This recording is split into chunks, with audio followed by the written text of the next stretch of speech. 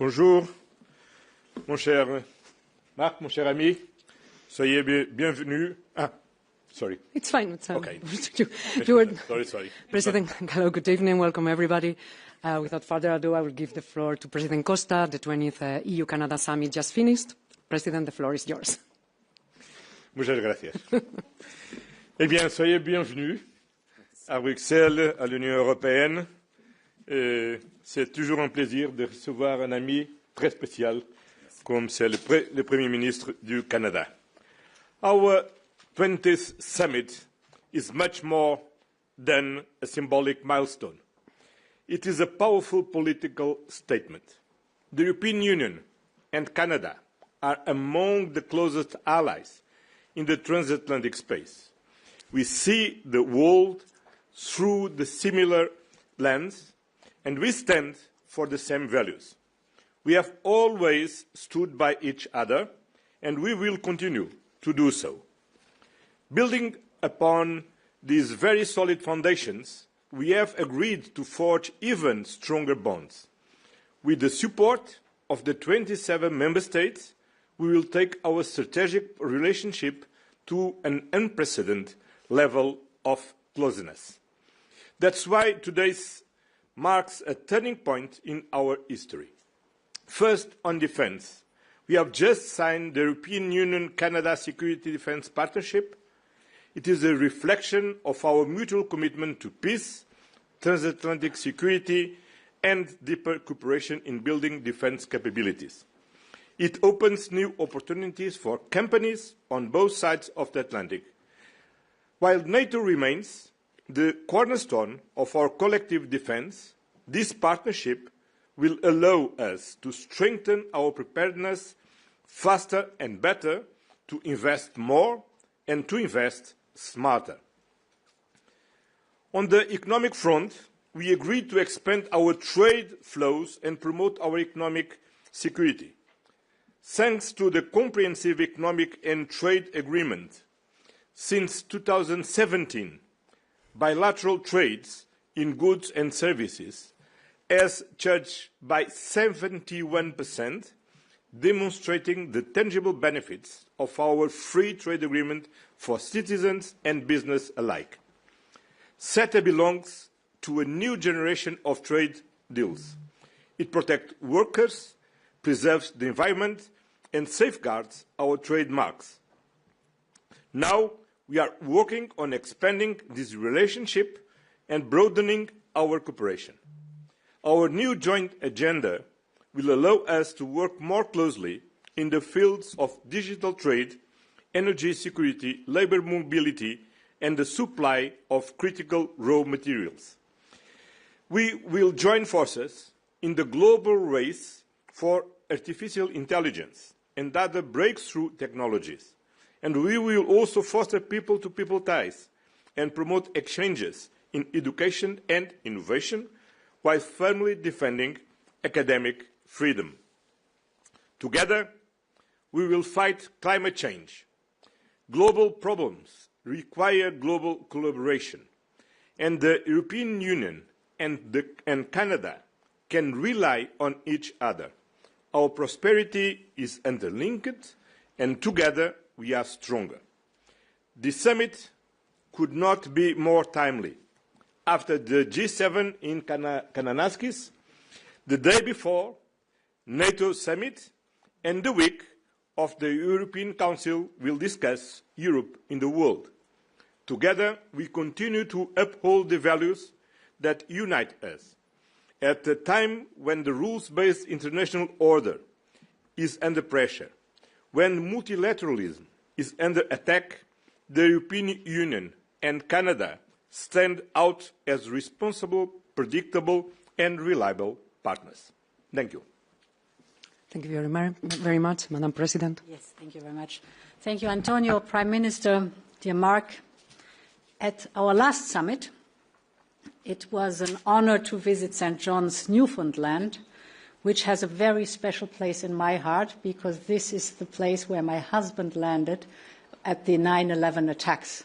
And it was a time where my husband and later on me, we felt the warmth and the hospitality of the people of Newfoundland firsthand. Now, dear Mark, I've seen the beauty of Alberta in Kananaskis. You have indeed a vast country, and I'm happy to see more of it. Same goes for you, Antonio. So we'll be back, and we're very curious to see where you will lead us to, perhaps to the Arctic, which is so important to both of us, and where we have been so clear about the EU support to our Greenlandic partners. Dear Mark, you took the helm of the G7 presidency in challenging times, and you delivered. You brought countries together at a moment when unity is more vital than ever. You helped bring focus to pressing issues, encouraged frank exchange, and you said at this moment, we have to turn the many challenges into change. That is what we are doing today as we meet here in Brussels. As the saying goes, hard times reveal true friends. In these challenging times, we're taking huge steps forward to deepen our strategic partnership. And let me start with defence. Canada and the European Union have been working closely on this for years, both bilaterally and in NATO. Canada has been leading NATO's enhanced forward presence in Latvia since 2014. You're making Europe's eastern flank stronger and safer. And today we're stepping up our cooperation. As you said, we signed a security and defence partnership. It will strengthen Canada's role in Europe's rapidly evolving defence architecture. And it's just the beginning. We will now swiftly launch talks on Canada's access to a joint military procurement instrument. We call it SAFE. It's 150 billion euros. And together we will define where our cooperation can have the most value added and where we should channel joint investments. It will be good for our industries, it will be good for our people, and it will be good for the transatlantic security too. And of course it will be good for our continued support to Ukraine, because the more we invest in the highly innovative Ukrainian industry, the more the industry will be capable and the better Ukraine can defend itself. Dear Mark, Canada has shown incredible generosity to Ukraine, training almost 45,000 troops, welcoming the refugees. Today, Ukraine needs our support more than ever, and you made it clear in Kananaskis last week. We are determined to explore further sanctions to maximize pressure on Russia to come to the negotiation table. So far, the European Union and its member states have mobilized almost 150 billion euros. The friends of Ukraine, all of us, we must now plan for more support for 2026 and beyond. And of course, our focus is turned to the Ukrainian Recovery Conference in Rome in July. And as a key member of our donor platform, Canada is contributing significant financial support to Ukraine, crucial assistance for reconstruction projects, as well as invaluable technical assistance. In Kananaskis, we also discussed the importance of open, stable and free trade among partners. It's a powerful foundation of our prosperity. CETA is our shared success story that illustrates this perfectly. And indeed, Antonio, you mentioned the 17% increase in trade since 2017 in numbers. It is, in 2023 alone, total trade reached an impressive 123 billion euros. And thanks to CETA, the EU's GDP grew by 3.2 billion, while Canada sees a 1.3 billion euro boost each year. So CETA stands as a strong symbol of the power of free and fair trade. I must say 98% of our tariffs line are zero. I repeated, zero. We know that the ratification process is still ongoing, but we are committed to get this done. That brings me to our economic security. Critical raw materials are at the heart of this effort. Canada is uniquely positioned with our with your unique resources. 90% of your mineral output is exported. That is music in our ears. And the European Union is, of course, proud to be the second largest customer. We want to deepen our cooperation with Canada by reinforcing our strategic partnership on raw materials, but our ambition goes far beyond that. That's why I'm pleased that we've agreed to launch the EU-Canada Industrial Policy Dialogue. That is a forum that will provide an opportunity for business leaders, government ministers and commissioners from the European Commission to meet so that they can explore first-hand ways to strengthen our transatlantic supply chains in critical sectors, for example, sectors like clean technologies. Finally, a word on tech and innovation. We're home to world-class talent on both sides of the Atlantic. They are already working via Horizon Europe, the world's largest innovation program, but we can and we must do more to stay ahead in the global tech race, especially in digital. Building on CETA's success, I'm pleased that we've now agreed to launch work towards a digital trade agreement. On top of this, I think we should deepen our research cooperation in strategic technologies like quantum. Let's connect our supercomputers. We also want to explore Canada's participation in our AI Factory initiative. And just as in defense, we should align our standards. That means working towards mutual recognition of certifications for AI products, cybersecurity, and beyond. Later this year, we will hold the first EU-Canada Digital Partnership Council. It will give us the opportunity to go further. Dear Mark, thank you again for this great and productive summit. It's not over. We still have the dinner. This is the beginning of a new chapter in a long-standing friendship between Europe and Canada. Thank you very much, Madame la Présidente, dear Ursula. Thank you, Monsieur le Président, dear Antonio. Be careful what you wish for. The location of the next summit, you mentioned the Arctic, where I'm from. Last time the European Union was at a summit in the Arctic, it was in Iqaluit in February, which was a G7 summit. I remember it vividly. And I remember this. It was the start of the sovereign debt crisis that affected a number of countries in the world. Okay? Think about the difference between then and now. Think about the institutional changes in Europe. Think about what's happening in the world now in terms of the threats financially, the threats geopolitically, and the stability and the resilience of the European Union. And the fact that the European Union is looking to build positively. We're honored that part of this building is with Canada. But it shows how much has changed and how much changed when you stay true to your values and stay focused. Alors, en ce qui concerne la valeur et le mandat du nouveau gouvernement canadien, nous avons un mandat fort qui consiste à diversifier, à renforcer nos partenariats internationaux, à trouver de nouveaux moyens de coopération et de connexion et accroître la sécurité, la prospérité et la stabilité chez nous et à l'étranger, sûrement y compris l'Ukraine. Pour remplir ce mandat, nous nous tenons d'abord à nos alliés les plus fiables, ceux qui partagent à nos valeurs de démocratie, de liberté et de souveraineté. So we're meeting now in that context in, as you just said, in hard times.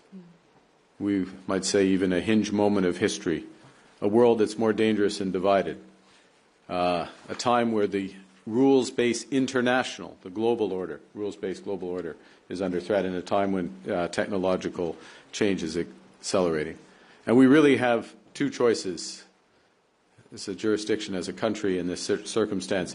We can nostalgically look back and long for the old order to somehow return, or we can build a new one with purpose and partnership.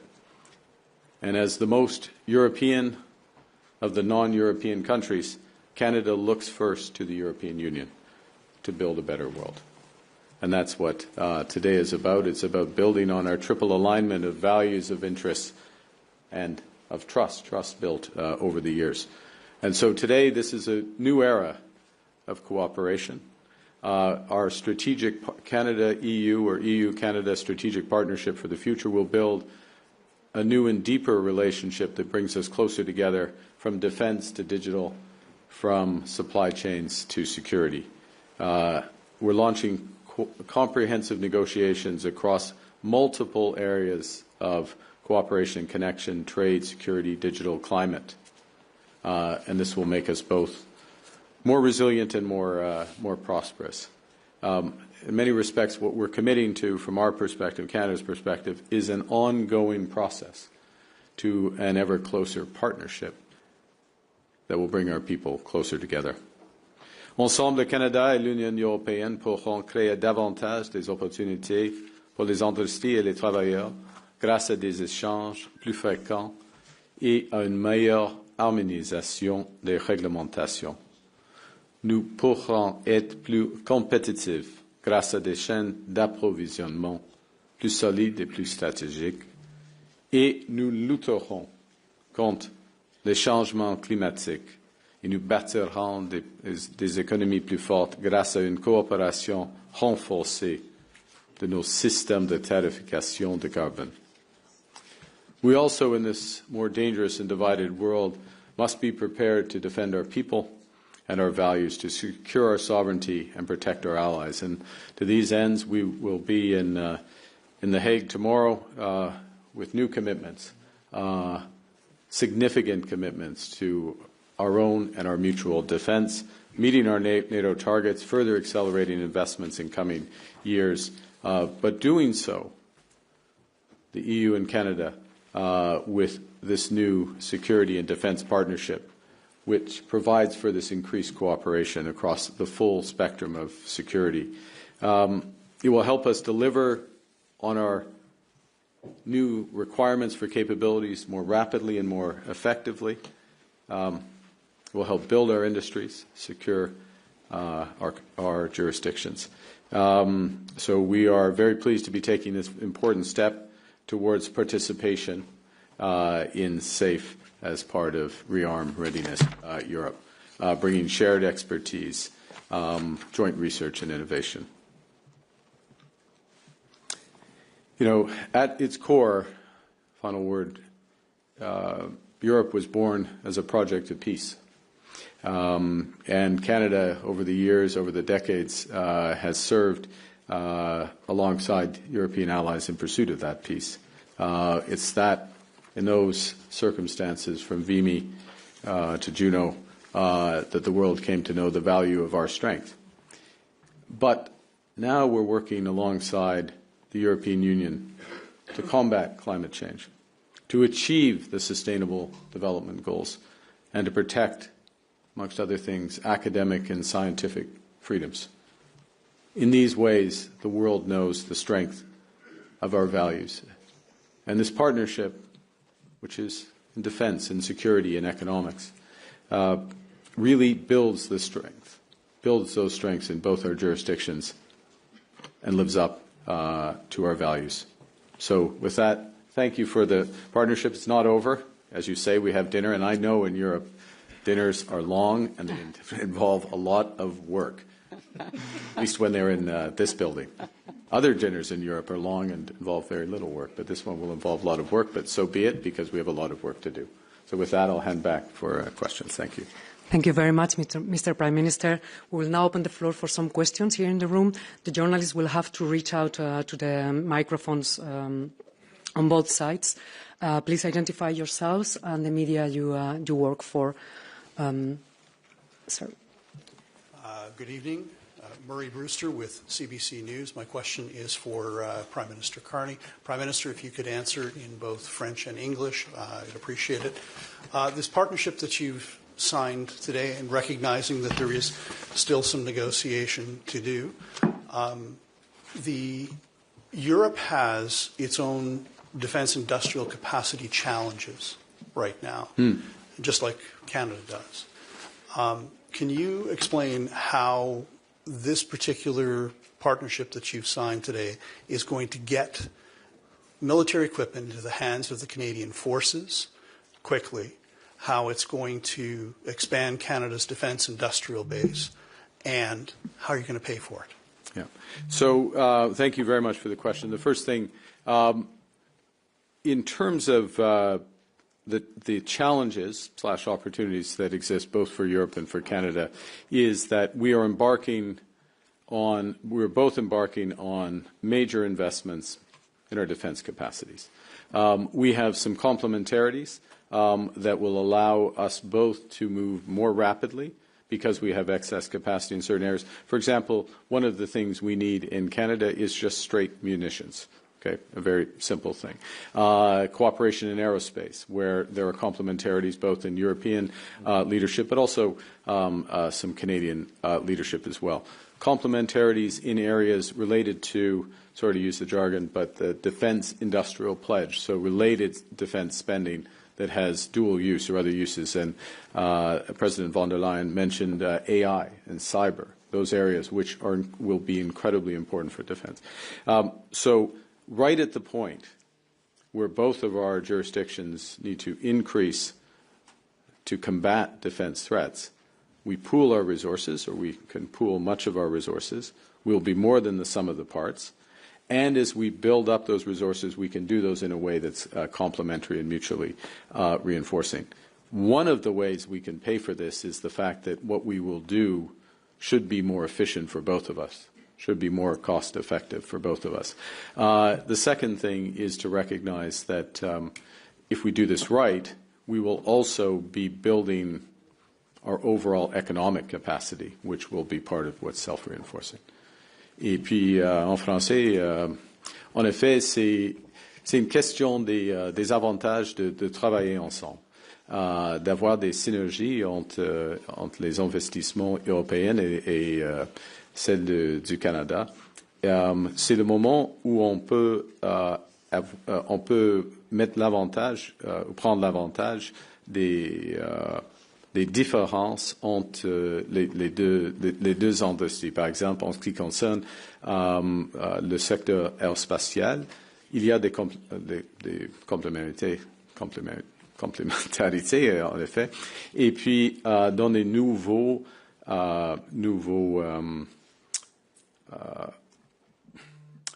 compétences qui seront nécessaires, y compris l'intelligence artificielle et le cyber, la lutte contre le cyber. Encore, il y a des avantages de travailler ensemble et on va le faire. Merci. Okay, so we'll stay on this side. The next question goes for El País, please. Hello. This question is for Ms. von der Leyen and Mr. Costa from a European perspective. What can take this agreement for the industry and for the European companies? And, well, one question for Mr. Carney. Do you feel more comfortable in Brussels than in Washington? Thank you. So, you want to start? No, please. The security and defense partnership is very beneficial for both sides because it means joining forces, developing capabilities together. And it's the foundation for Canada. We will discuss basic principles, but to join the investments that we have for joint procurement to boost our military capabilities. We were speaking, for example, about air defense capabilities that are needed in the European Union. We are all part of NATO too, so interoperability plays a large role, and therefore it is important to do these joint procurements not only for the scaling up the industry, because with more scale you can have better, cheaper and faster the results, but also, of course, to improve the interoperability between our troops. The principles are things like reciprocity, so the access to the defense industrial base from our side in Canada, but from Canada's side also in the European Union, or, for example, the security of supply, that in a moment of crisis we can rely on each other, that the supply will continue and will not be cut off. We had the positive experience in COVID that the supply stayed stable on both sides. So these are principles that we will define together, but then the access of Canada to our joint procurement in the European Union is the doors open. Yes. In terms of relative comfort, it's very hot in Washington right now and very humid. I'm sure the dinner will be better, with all due respect to our American friends. It'll be better than it would be in Ottawa. The dinner will be better tonight. Look, I would say in terms of the terms and what we discuss around an economic partnership, we have similar views in terms of the importance of labor standards. We have similar views in terms of addressing sustainability and building sustainability. I think we have similar views in terms of how we develop a true partnership in matters of defense. And I'll add one other point of, I don't want to say this is comfort, but it's effectiveness with respect to Ukraine. The European Union is preparing its 18th sanction package, a very significant package of sanctions. We've just released our latest sanctions, financial sanctions, against Russia, against the Shadow Fleet, against enablers of the Russian regime.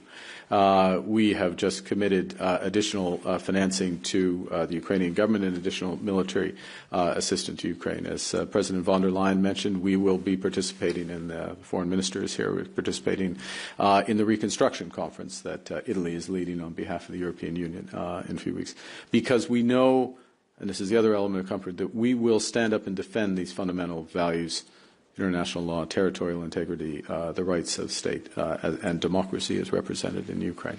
So yes, we take comfort from that alignment, and it is a very effective partnership as a consequence. Thank you.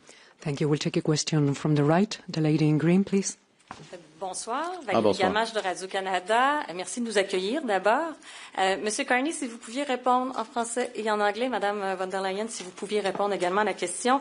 Le secrétaire général de l'OTAN aujourd'hui a affirmé que les frappes américaines en Iran ne violaient aucune loi internationale. Est-ce que c'est aussi votre avis?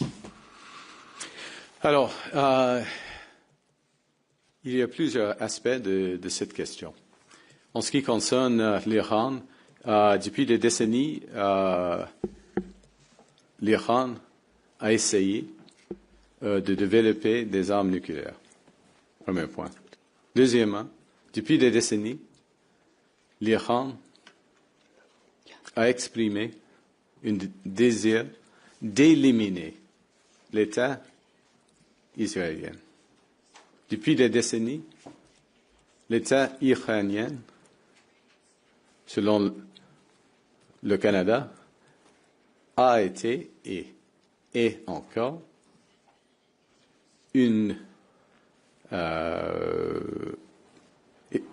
soutient, l'État iranien soutient le terrorisme et le corps des gardiens de la révolution islamique est sur la liste des organisations terroristes au Canada.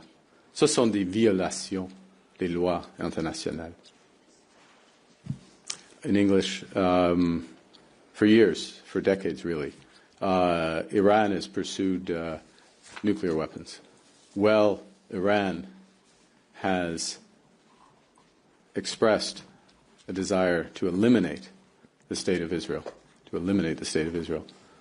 where the State of Iran has been a sponsor of terrorism, Hamas, Hezbollah, the Houthis, and beyond.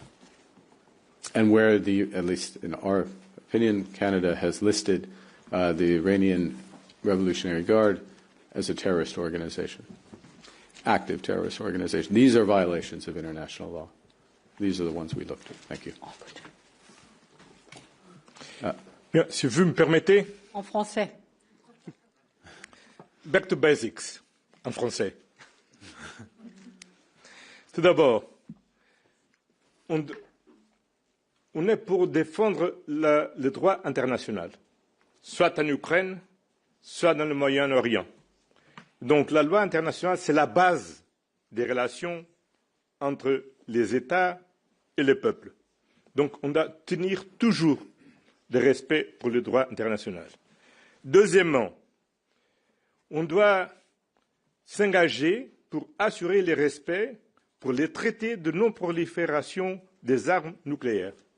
Et donc l'Iran ne doit jamais avoir une arme nucléaire et on doit s'engager parce que l'Iran respecte la loi internationale, notamment le traité de non-prolifération des armes nucléaires. Troisièmement, on doit se bâtir pour la paix. La paix, évidemment, ça veut dire qu'il faut éviter l'escalade.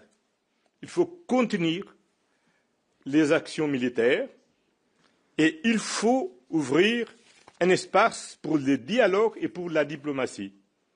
Parce que c'est seulement comme ça qu'on peut arriver à une paix durable dans le Moyen-Orient. Évidemment, on parle maintenant d'Iran. C'est ce qui est à l'heure du jour. Mais il ne faut pas oublier que le Moyen-Orient, ce n'est pas seulement l'Iran. Il ne faut jamais oublier qu'on aura seulement une paix durable dans le Moyen-Orient si on arrive à avoir effectivement une solution de deux États avec une paix entre Israël et la Palestine. Et dans le court terme, il faut qu'Israël accepte le cessez-le-feu immédiat à Gaza, arrête ses actions illégales dans la Cisjordanie et qu'ouvre les portes des frontières pour l'aide humanitaire et évidemment que le Hamas libère immédiatement tous les otages qui restent dans les mains des Hamas. Donc, c'est dans ces quatre principes fondamentaux qu'on doit regarder la question du Moyen-Orient et notamment les questions les tensions qui existent maintenant avec l'Iran. Okay, we have time for one more question. Kim. Thank you. Kim McCrail from the Wall Street Journal. I'm turning us to trade, if you don't mind. A question for President von der Leyen to begin with. On Friday, the U.S. Trade Representative's Office circulated a document it referred to as a draft agreement on reciprocal trade. It includes concessions on the Digital Markets Act, on the Carbon Border Adjustment Mechanism, and methane rules. I'd like to know from you, is the EU prepared to sign on to a deal with the U.S. that includes changes to existing regulations? And I also have one trade-related for Prime Minister Carney. What options is Canada considering besides higher tariffs on U.S. steel and aluminum if the U.S. and Canada don't reach a deal on an economic and security pact by July 21st? Thank you. So without going into details of the trade negotiations, in general, negotiations are only closed at the moment everything is negotiated. But I'm very clear on some topics that touch the sovereignty of the decision-making process in the European Union. This is for us absolutely untouchable. So we're very clear about that. Of course, we discuss tariff lines. We discuss non-tariff barriers like standards and norms, for example. We discuss strategic purchases. We discuss all these topics, but where it is the sovereign decision-making process in the European Union and its member states that is affected, this is too far. Okay. We're getting late, so I'll answer quickly. The first is that, look, what options are we considering? I'll give you an open answer. We'll do what's right for Canada. We're working hard to get a deal, but we'll only accept the right deal with the United States. The right deal is possible, but it's nothing's assured. But what we're going to do, irrespective of the outcome, is we are going to build trading relationships with like-minded partners, reliable partners, partners that are aligned with our values. It begins here, and you see the ambition in this partnership and the scope of ambition, and that's the future of trade. That's the future of trade. The future of trade is digital. The future of trade does take carbon into account. Carbon is trade, right? The future of trade, it does have this defense cooperation. It is consistent with industrial policy, recognizing that industrial policy amongst allies We're all going to NATO, but only some of us in NATO are talking about an allied industrial policy that will make us stronger. That's the future of trade, not a narrow discussion on tariffs. Thank you. All right, that's a wrap. Thank you very much. Thank you very much for joining us. You will find all the materials and outcomes of the summit in the Council website. And well, I wish you all a nice evening. Thank you.